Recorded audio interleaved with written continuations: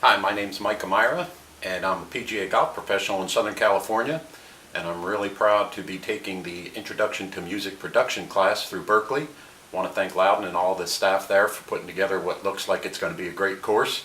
In just the first week, I've learned a lot about all the things that I'm looking to learn, how to get from here to here into my DAW and be able to manipulate sounds and make them sound better.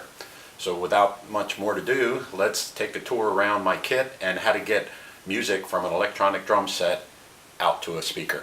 Bye. First I want to talk about my kit that I use.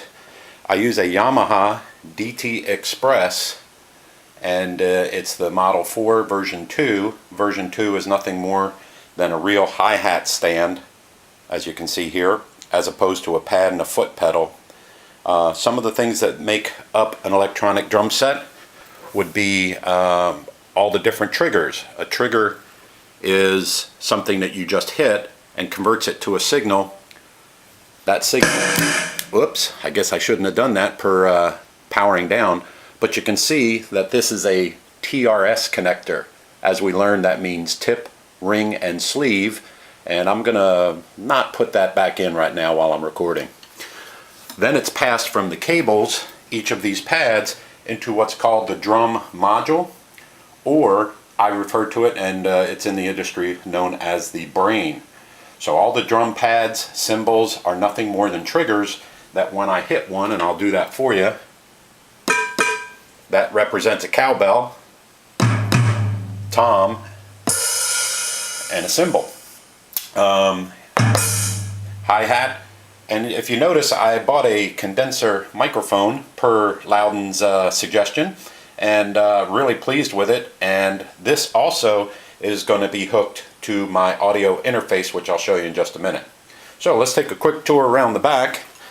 And here is the back. It looks like a pretty big wiring mess, but really the main thing I want to show is their outputs. If I wanted to go directly to a computer or an in of a mixing console.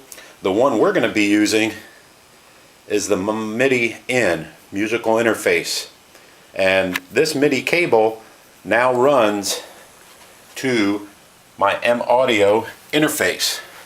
I also have, you can see the jack and the connection for the microphone. And that microphone is 48 volts, so I have to turn that on the back, and that powers up my microphone. And then here are my gain controls, my pad for the microphone. I have a second microphone input. I'll show you the back in just a second. But as I didn't know and how to use this properly, but I do a little bit better now because of the class, there's a switch here that tells me to route more of the mic or more of the other input, which is B, and B is going to be my MIDI interface. Here's a headphone jack. So my headphones can be, I can monitor off my audio interface. I also have an output from my audio interface down to a amplifier. So here is another way to get sound ultimately to the air.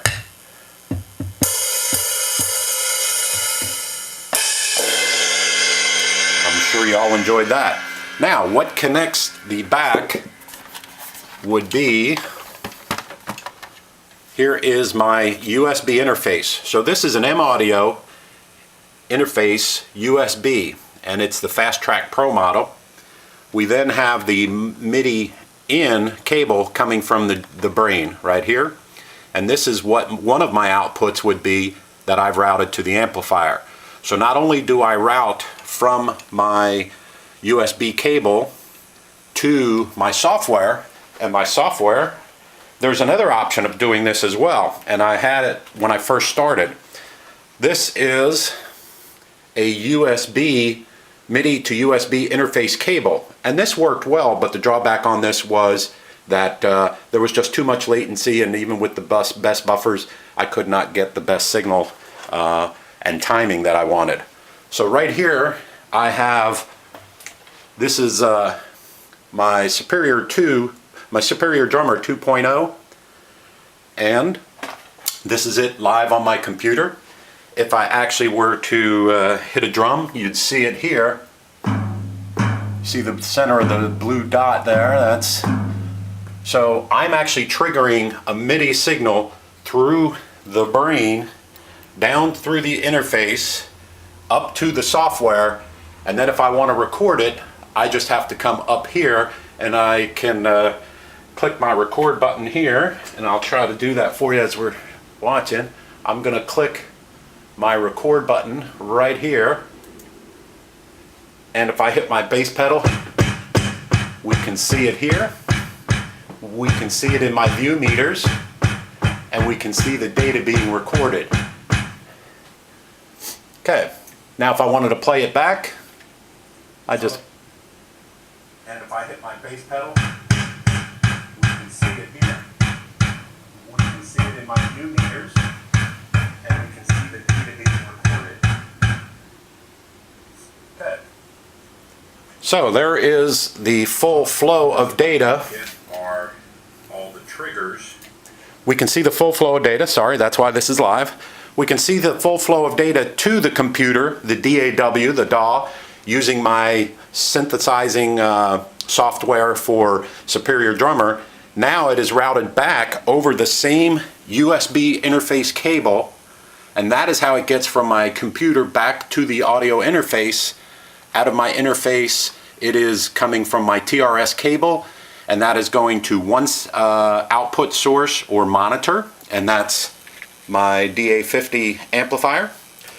It can also go to my headphone jack, and I'm fortunate enough to have a set of Bose that I use here. Okay, and from that I can do all kinds of things. So I'm not going to go into the DAW because I probably exceeded my 5 minutes and I don't want to get beat up for that. But this is my drum kit, my Yamaha DTX or DT Express 4. There is my brain. There is my audio interface, feeds it to my laptop, and I'm simultaneously seeing it up here. This is my DAW. My DAW I'm currently using today is Reaper, but I just got Pro Tools Express, which I'm going to be converting to. There is my Superior Drummer, back to my interface to my medium that I want to project on. So I hope I didn't overdo it with the signal flow, but this is how you record drums electronically, and I appreciate everybody's time, and I'm looking forward to reviewing others and have you review mine. Thank you very much, and y'all have a great day. Go Broncos.